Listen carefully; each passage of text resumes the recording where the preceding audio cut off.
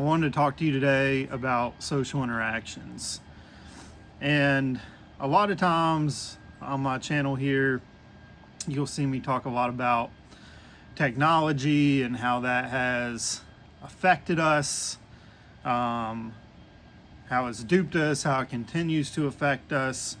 But I want to talk to something on the more positive side, which is just maybe what we're missing out on. And I hear people talk about anxiety more, and it seems like less and less people are positive today. Less and less people seem happy. More and more people seem to have problems, and just, overwhelming problems that are getting to them. And I think about how our social interactions have changed in my lifetime. I'm 40 years old now, so I can remember a time where social interactions, there was more emphasis on it. I really went to college during a time where there was like this big transition. And the transition was, you went from this, as far as technology wise goes, you were, compared to today, you were pretty isolated, right? And, this freshman year we had cell phones, but no text messaging or anything like that. So if you wanted to get in touch with somebody, meet up with somebody, you had to call and make plans and do things like that. And we don't ask for all these new things. I mean, I can remember when text messaging first came out, and I thought it was so silly because it was just like, hey, I can just make a phone call to somebody and do exactly what we're talking about. Why do I need this text messaging thing? So as I got later up in my college years, I,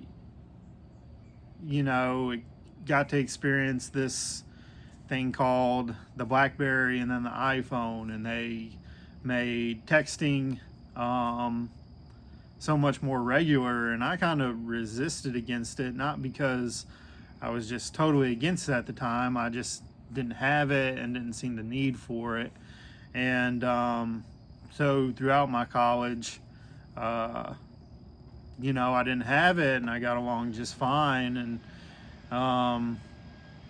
it wasn't until somebody told me, they're like, man, you can pick up a lot more chicks if you have text messaging, because that's what they like to do now. And so that's essentially what convinced me to get with it. But I never, throughout this time where I didn't have text messaging, I never felt like I was out of the loop. I never felt like I was isolated. I never felt like I was going without or anything like that. I had a good college experience. Made a lot of friends. Some of them I still have today.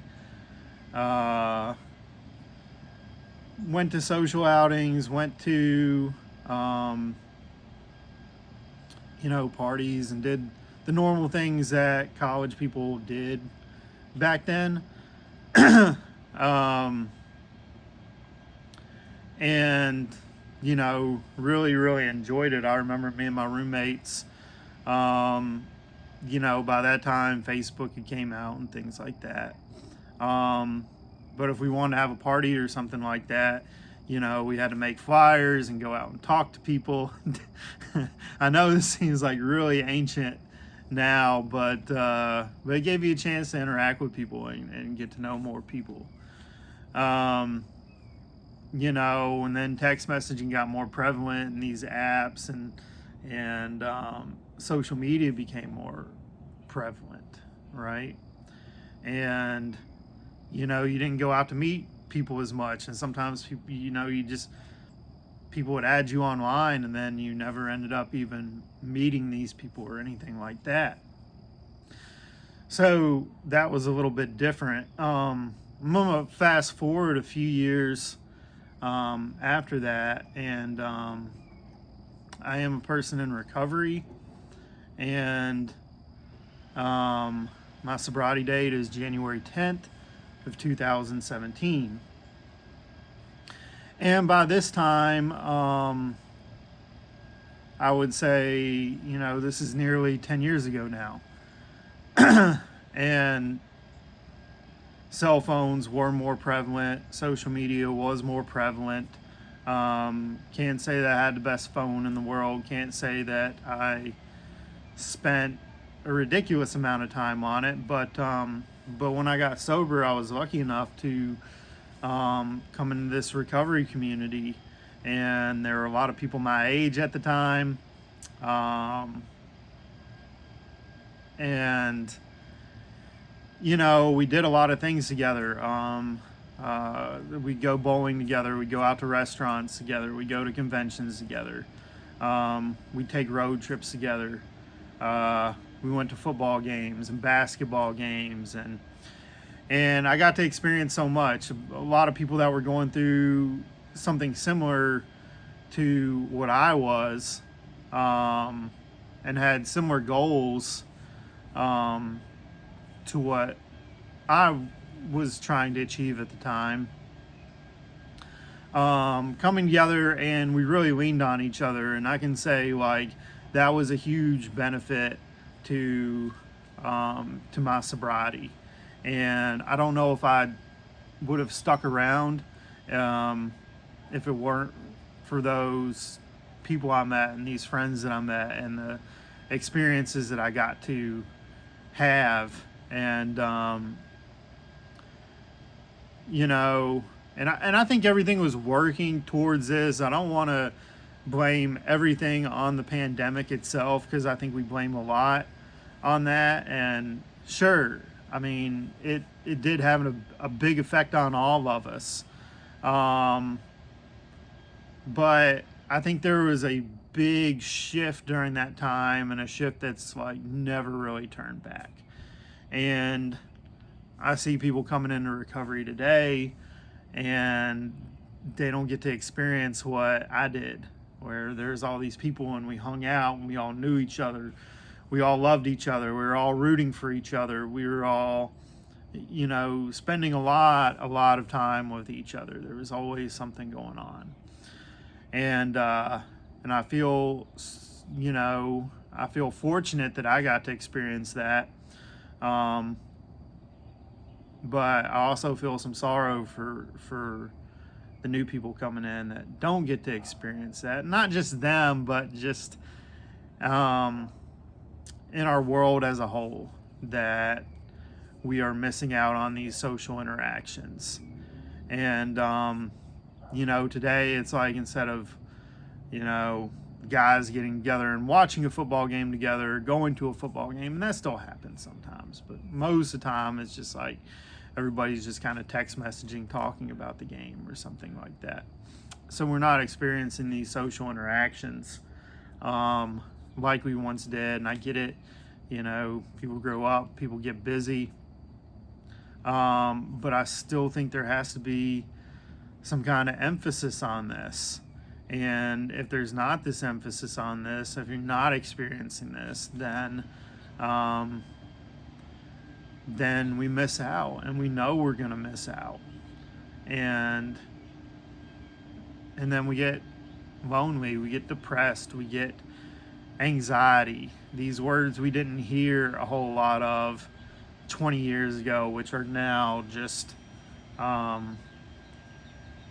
in our everyday conversations, in our everyday language. And I'm not sure exactly how to fix this for everybody. We have to live an intentional life. We have to be aware of what the social media is doing to us, what technology is doing to us. And so often somebody will choose, instead of saying, I'm gonna go out and see these people I haven't seen in a while, the technology has led us to be anxious and to say, It's just easier for me to sit in my house and do nothing. And then at the end of that, we get nothing out of it. And then we're anxious, depressed, all these things. So I think, self-knowledge, awareness of these things are good, but there has to be action taken throughout it. The interesting thing about all this technology is nothing is really coming out now that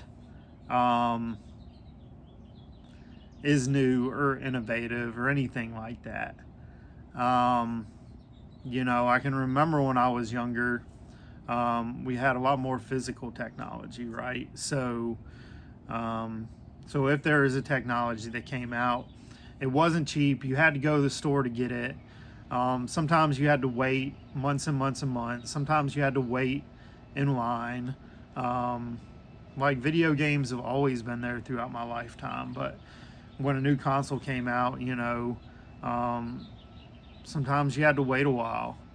It wasn't cheap, and you would have to physically get up, go somewhere, and get it. But now all the technology that we want comes onto our phones, right?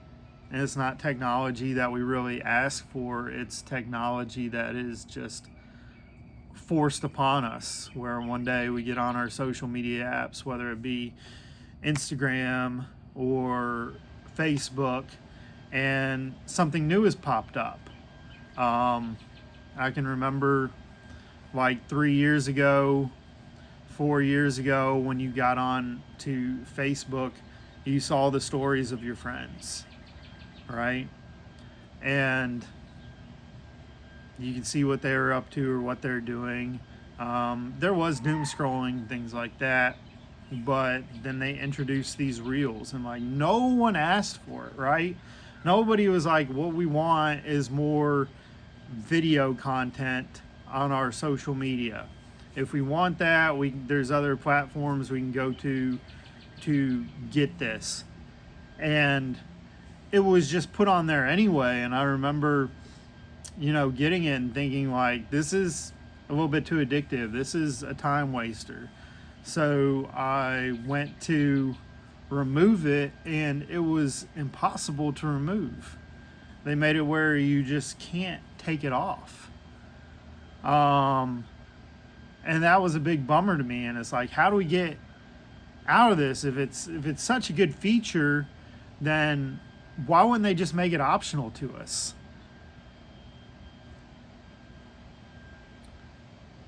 We don't even get these options anymore. They're kind of like, if you're going to use this platform, this is what we're going to put on there. We're going to make it where you want to stay on there as much as possible. And we don't care if it hurts your social life, makes you depressed, makes you anxious, makes you all these things. Like, bottom line is, we want you on this platform as much as possible. And the way they reinforce this is they make stars out of it, right? Everybody wants to be a star, so they jump on here and they make 30-second clips, and it really has like nothing to do with them, nothing to do with what they believe. It's a fake character, but they want to be this star. So they put all this content out there, and the social media companies get this content for free that we put all out there, all with the hope that you become a star.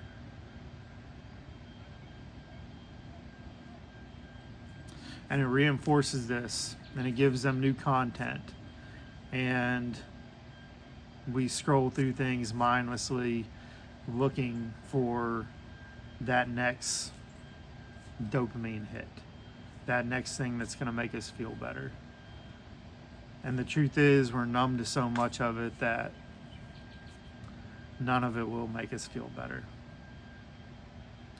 So anyway, I hate to be a Debbie Downer on this. I hope we move more into society where we get tired of these platforms. We get tired of these reels. We become more aware of what truly is worthwhile and what truly makes us happy.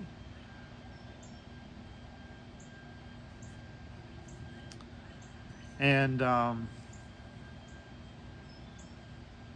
yeah, that's about it. If anybody has any remarks, that would be cool. If anybody shares some of these feelings and